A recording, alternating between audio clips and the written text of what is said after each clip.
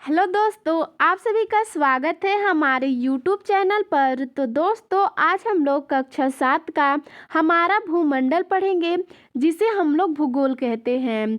आज हम लोग पाठ 3 पढ़ेंगे। हमारे पाठ का नाम है धरातल के रूप बदलने वाले कारक, आंतरिक कारक। तो इसमें पहला प्रश्न है, निम्नलिखित प्रश्नों के उत्तर दीजिए।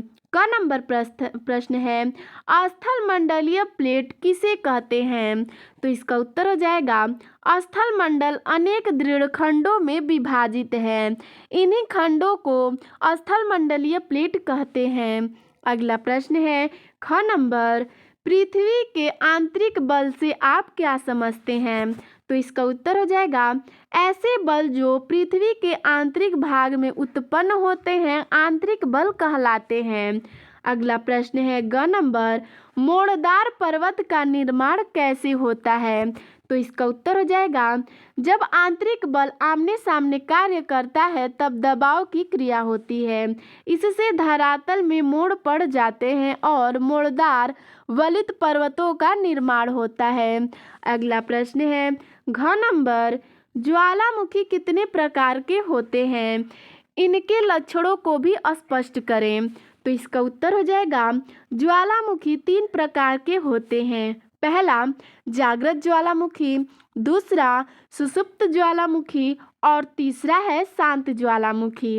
तो चलिए इनके लक्षणों को भी देखते हैं। पहला है जागृत ज्वालामुखी। ये ज्वालामुखी हमेशा क्रियाशील रहते हैं। इनसे लावा हमेशा निकलता रहता है, जैसे सिसिली द्वीप का एटना और स्ट्रोम्बोली ज्वालामुखी। दूसरा है सुषुप्त ज्वालामुखी। ये ज्वालामुखी काफी समय तक शांत रहने के बाद एकाएक लावा, राख आदि उगलने लगते हैं, जैसे जापान का फ्यूजियामा और इटली का विसुवियस। अगला है 3 नंबर, शांत ज्वालामुखी। इस ज्वालामुखी से कभी उद्गार हुआ था किंतु अब नहीं हो रहा है, क्योंकि इसका मुख क्रेटर ज्वालामुखी पदार्थों से या पानी भर जाने के कारण बंद हो गया है, जैसे म्यांमार का पोपा और संयुक्त राज्य अमेरिका की क्रेटर झील। चलिए दोस्तों, अगला प्रश्न देखते हैं। अगला नंबर, ज्वालामुखी से मनुष्य को होने वाले लाभ व हानि बताइए। तो इसका उत्तर है, ज्वालामुखी से हानि। तो पहले हम लोग हानि देखेंगे, फिर उसके बाद लाभ देखेंगे। पहला है, ज्वालामुखी विस्फोट से निकलने वाले लावे के नीचे वनस्पति तथा जीव जंतु दब जाते हैं। दूसरा है, इसके कारण समीप पर्वतीय भागों में प्रायः भूकंप भी आ जाते हैं। तीसरा है, लावा प्रवाह से सैकड़ों किमी तक खेत, मकान आदि नष्ट हो जाते हैं। चौथा है, समुद्र में विस्फोट से जल उबलने लगता है, जिसे बढ़ावन कहा जाता है। इससे समुद्री जीव मर जाते हैं। और 5 नंबर है, इसके उद्गार के समय कई जहरीली गैसें निकलती हैं जो वायुमंडल में प्रदूषण फैलाती हैं। चलिए दोस्तों, अब देखते हैं ज्वालामुखी से लाभ।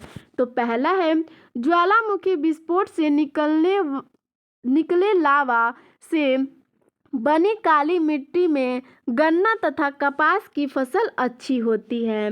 दूसरा है, इससे बहुमूल्य खनिज पदार्थ ऊपर आ जाते हैं। तीसरा है, ज्वालामुखी प्रदेश में मिलने वाले गर्म जल स्रोत के पानी में गंधक घुले रहते हैं, जो चर्म रोग के लिए लाभकारी होता है।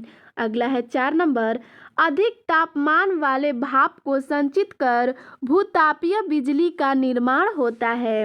5वां है, इनसे बनने वाला क्रेटर झील एक पर्यटक स्थल बन जाता है, जो और झील का पानी सिंचाई के काम आता है। चलिए दोस्तों, अब अगला प्रश्न देखते हैं। 6 नंबर, भूकंप उद्गम केंद्र और भूकंप अभिकेंद्र में अंतर स्पष्ट कीजिए। चलिए इसका उत्तर देखते हैं। पृथ्वी के अंदर जहाँ से कंपन उत्पन्न होता है उस स्थान को भूकंप उद्गम केंद्र कहते हैं। इस उद्गम केंद्र के ठीक ऊपर धरातल पर स्थित बिंदु को अभिकेंद्र कहते हैं। चलिए अगला प्रश्न देखते हैं। 6 नंबर, भूकंप आने के समय अपनाई जा सकने वाली कोई 2 सावधानियां लिखिए। तो इसका उत्तर हो जाएगा, भूकंप आने पर घर, स्कूल आदि जगहों से निकलकर खुले स्थान पर भवन से दूर खड़े हो जाना चाहिए। और दूसरा है, यदि सड़क पर चल रहे हैं तो तुरंत रुककर फ्लाईओवर, पावर लाइन, विज्ञापन बोर्ड, पेड़ आदि से दूर खड़े हो जाना चाहिए। अगला देखते हैं। 2 नंबर प्रश्न है, निम्नलिखित के सही जोड़े बनाइए। तो चलिए सही जोड़ा बनाते हैं। एटना, इसको हम लोग मिला देंगे इटली में। कोटोपैक्सी, इसको हम लोग मिला देंगे सबसे ऊंचा ज्वालामुखी। नर्मदा नदी, इसको हम लोग मिला देंगे भ्रंश घाटी में। और हिमालय, इसको हम लोग मिला देंगे वलित पर्वत में। चलिए दोस्तों अब 3 नंबर प्रश्न देखते हैं। रिक्त स्थानों की पूर्ति कीजिए। इसमें क नंबर प्रश्न है, ज्वालामुखी के छिद्र को कहते हैं। तो रिक्त स्थान पे भरेंगे वीवर या क्रेटर। ठीक है। अगला है ख नंबर, अधिकतर भूकंप महासागर के दोनों तट पर आते हैं। तो रिक्त स्थान पे भरेंगे प्रशांत। ठीक है। अगला है ग नंबर, स्थल मंडलीय प्लेटें पर तैर रही हैं। तो रिक्त स्थान पे भरेंगे दुर्बल तापमंडल। अगला है घ नंबर, मैग्मा जब धरातल पर फैलता है तो उसे कहते हैं। तो रिक्त स्थान पे भरेंगे लावा।